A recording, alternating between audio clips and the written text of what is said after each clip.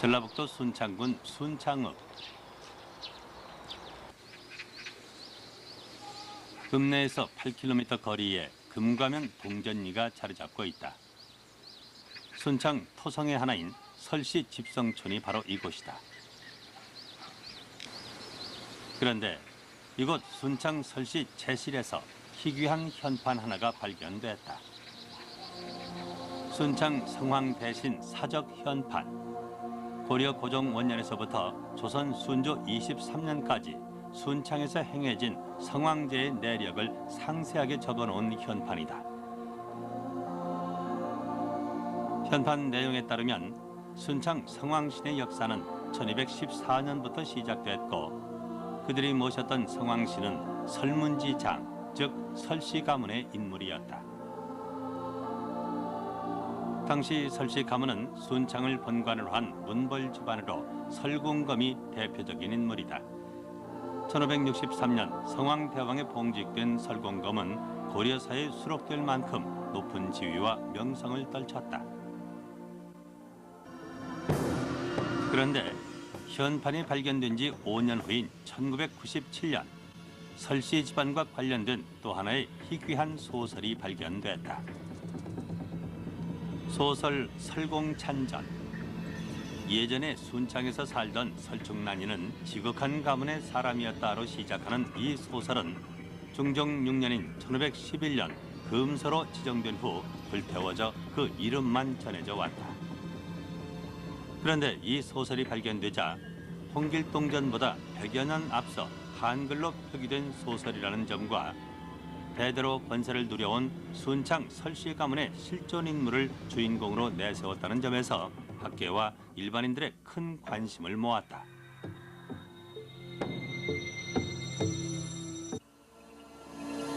소설 설공찬전.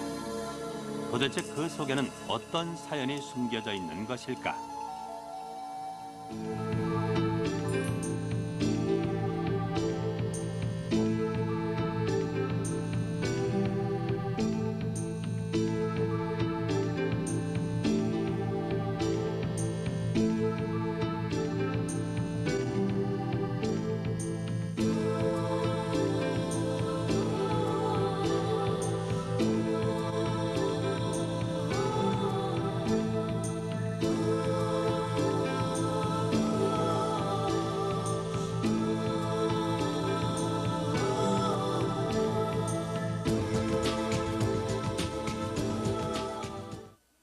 모유에서 태어난 세계 특허 루테리 유산균.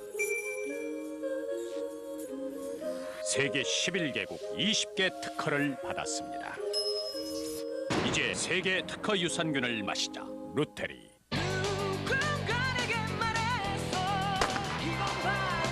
최고라는 건 앞서가는 거죠.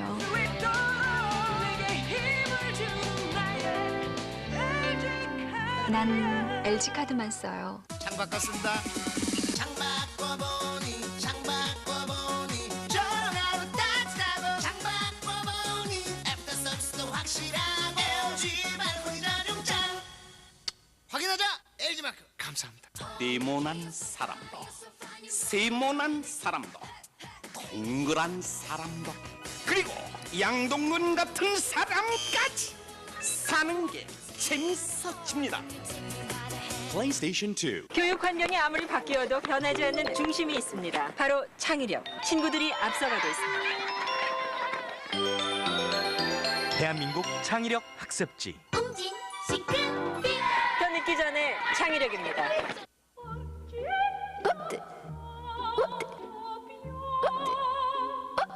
모뜨가 필요하시군요.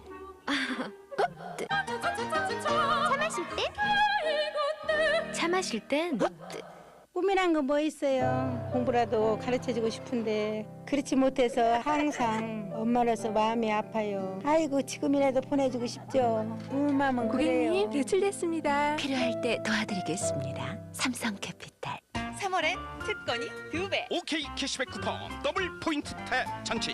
헬로우 앙팡 송염치약 뽀삐 화장지 샤니 숙식빵 초록 매실을 사시면 쿠폰 점수가 2배. 에어컨도 줘요. 오케이 캐시백 쿠폰. 사람은 집에서 꿈을 키웁니다. 행복하세요. I'm happy. 아이파크에 사는 당신이 잘 됐으면 좋겠습니다. I'm happy. 아이파크. 승리했을 때 저는 필드에 있었고 패배했을 때 그때도 저는 필드에 있었습니다. 저는 저의 삶을 필드에서 시작했고 필드에서 완성하며 살아갈 것입니다. 전 골퍼니까요. Dogs Golf. 우리 그 마음에 빛이 있다면 우리 곁에 푸른 꿈이 있어 행복합니다. 늘 당신 곁에 푸른은행 서울은행. 삶의 고비마다 교보가 함께하겠습니다. 정직하고 성실하게 당신의 조연이 되겠습니다. 고객을 위한 조연, 교보 생명.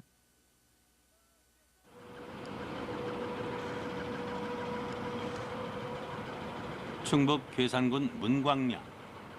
이것은 성주이시 집성촌으로 조선 중종 때 승정원 승지를 지낸 묵제 이문건의 후손이 살고 있는 곳이다. 이 문중에서 보관하고 있는 묵제일기. 이문건이 1567년 세상을 떠날 때까지 주변의 일을 기록한 생활일기로 총 10책에 달한다.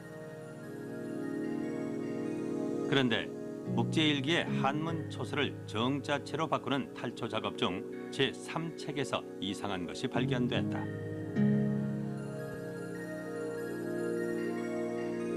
발견자는 서경대학교 이복규 교수.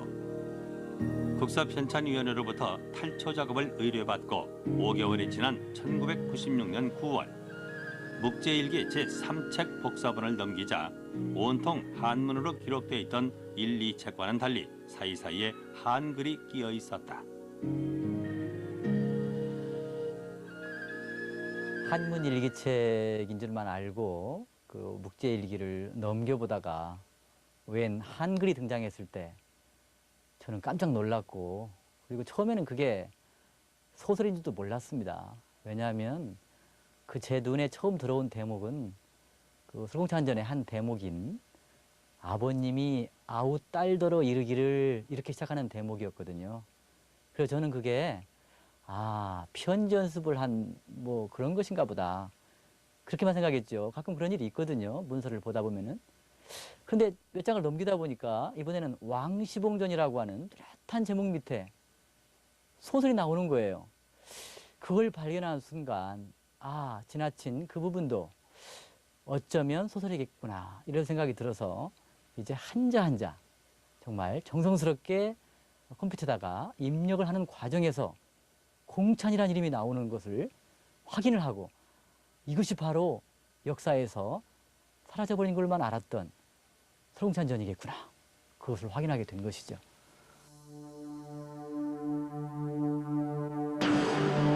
소설 설공찬전은 그렇게 극적으로 발견됐다. 그런데 소설의 보관 방법이 특이했다. 누군가 묵제일기의 접지 부분을 째고 다시 봉한 흔적이 남아 있었고, 그 이면에 설공찬전, 왕시전, 왕시봉전, 비군전, 그리고 주생전 순으로 국문본 소설 5종이 필사돼 있었다.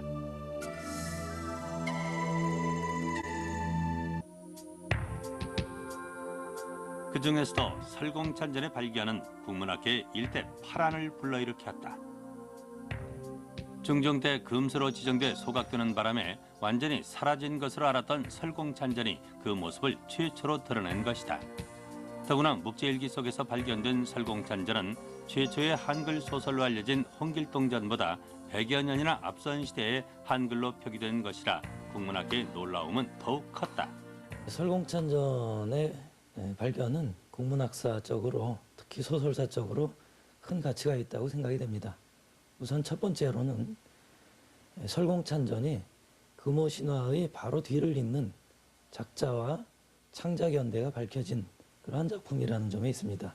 그리고 설공찬전 관련 기록을 보게 되면 이것이 창작되자마자 국문으로 번역이 되면서 민간에 유포되었다라는 기록이 있는데, 이것을 통해서 한문 소설의 국문 소설로의 전화가 상당히 이른 시기부터 활발하게 진행되었고 이것이 장기적으로는 17세기 본격적인 국문 소설의 형성에 지대한 영향을 미쳤다라는 가치를 부여할 수 있겠습니다. 1511년에 이미 한글로 번역이 되어서 향유됐다라고 하는 사실은 상층, 한문을 아는 상층 사대부 식자층만이 소설을 창작하고 읽고 이렇게 향유를 한 것이 아니라 한글을 아는 부녀층이나 또는 일반 민중층까지도 소설을 향유했다라고 하는 사실을 우리가 밝혀내는데 중요한 증빙 자료가 될 수 있는 것입니다. 이 소설로 인해서 처음으로 소설이 정치적인 쟁점이 된 사례입니다. 김시섭은 채수보다 훨씬 이 현실에 대해서 비판적이고 그런 사람이었습니다만은 그 사람의 작품이 정치적으로는 쟁점이 되지 않았거든요. 그리고 나중에 본관이 되기도 하고 이렇게 됐는데 채수는 김시섭보다는 그래도 현실 참여적이고 그럼에도 불구하고 이 사람의 작품은 정치적으로 쟁점이 되고 작가가 파직을 당하고 불이익을 당하고 소설은 불태워지고 이런 문제를 일으켰습니다. 이 작품을 통해서 그 당시 지배층의 소설에 대한 관점 이것을 읽어낼 수 있는 아주 중요한 자료라는 점에서 이 소설의 어떤 소설사적 의의 또는 소설 비평사적인 의의가 지대하다고 저는 생각을 하고 있습니다. 작가의 파직과 함께 불태워진 설공찬전은 500여 년 동안 한 문사의 일기장 속에 숨어 있어야 했다. 사상서적도 아닌 소설 한 편이 이렇듯 정치적 쟁점으로 비화된 까닭은 무엇일까? 그 의문을 풀기 위해서는 작자 채수가 살았던 중종 당시 실록을 더듬어 봐야 한다.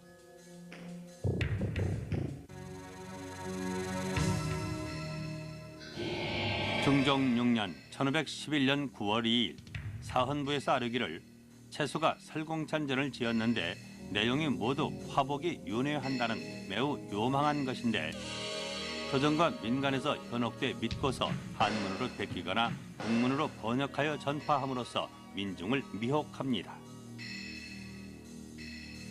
사헌부에서 마땅히 공문을 발송해 수거하겠습니다마는 혹 수거하지 않거나 나중에 발각되면 죄로 다스려야 합니다. 임금이 답하기를 설공찬전은 내용이 요망하고 허황하니 금지함이 옳다. 사흘 후 9월 5일 설공찬전을 불살랐다. 숨기고 내놓지 않는 자는 요서 은장률 곧 불온서적을 몰래 숨긴 죄로 다스리라고 명했다. 9월 18일 인천군 채수의 파직을 명했다. 부정한 도로 정도를 어지럽히고 인민을 선동하여 미혹해 한 법률에 의해 사헌부가 교수형을 내려야 한다고 주장했는데 파직만을 명한 것이다. 조선시대의 형벌 제도는 중국의 명률의 제도를 거의 그대로 답습해서 시행을 했습니다. 오형이라고 불렀는데 태장도유 사가 곧 그것입니다. 사는 말할 필요도 없이 사형을 얘기하지요. 이 사형죄에 해당하는 그러한 죄는 제일 먼저 국가에 반역하는 반역죄, 그리고 가장 보편적인 사형죄라고 할 수 있는 시박, 그리고 강상범이라고 해서 부모에게 또는 조부모에게 죄를 범하는 그러한 죄, 그리고 밤에 작당을 해서 남의 집을 쳐들어가서 사람을 죽인 죄, 또는 사민죄라고 해서 국경 지방에 살다가 정부의 눈을 피해서 도망가버린 이런 죄에 해당하는 것이 곧 사형입니다. 이 설공찬전을 지은 채수에 대해서 사헌부에서 교수형을 주장하고 나섭니다. 그 죄목은 부정한 도로서 정도를 어지럽히고 그리고 민심을 미혹시켰다라고 하는 그러한 내용인데 이것은 당시의 형벌로 보아서는 거의 불가능한 요청이 아닌가 하는 그런 생각이 듭니다. 도대체 설공찬전에 무슨 내용이 쓰여 있길래 정도를 어지럽히고 민심을 미혹했다는 죄명으로 교수형까지 거론된 것일까? 목재